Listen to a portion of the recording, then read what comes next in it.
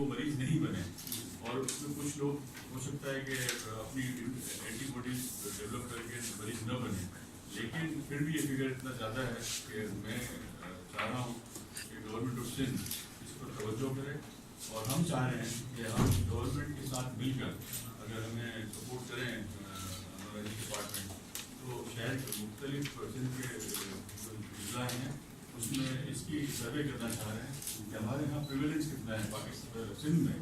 جو ہمیں پریویلنس نظر آتا ہے وہ یہ ہے کہ 4 سے 8% ہمیں بتایا جاتا ہے, لیکن میرا یہ خیال ہے کہ پریویلنس بہت ہی زیادہ ہے. اور یہ ایک متعدد بیماری سے ہم کہتے ہیں کہ آپ کہتے ہیں اسے ایپیڈیمک کی صورت یہ اختیار کرتا جا رہا ہے. تو وہاں پر یہ حالت دیکھ کر ہمیں بڑا دکھ ہوا کہ کراچی سے تقریباً 60 میل دور یہ حال ہے. تو آپ سوچ سکتے ہیں کہ باقی ماندہ پاکستان میں یا باقی ماندہ سندھ کے اندر کیا حالت ہے. تو اس لیے میں نے پھر یہ درخواست کرنی ہے پوزیشن سے جو اس پر توجہ کرے.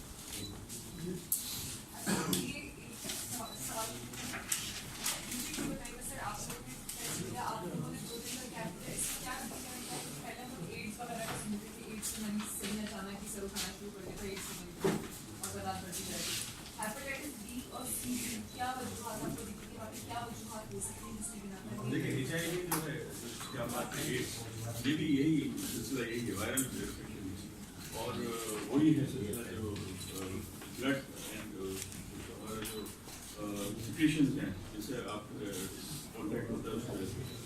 اب سب سے جو بڑی وجہ ہے وہ یہ ہے کہ آپ کا وہاں پر یہ جو پہلا تو ایڈکشن, جو ایڈکٹیڈ لوگ ہیں اور جو انجیکشن یوز کرتے ہیں وہ ایڈکشن جو ہے ایڈکٹیڈ لوگ جو انجیکشن یوز کرتے ہیں وہ ملٹیپل اس کی یوز ہے. نمبر 1.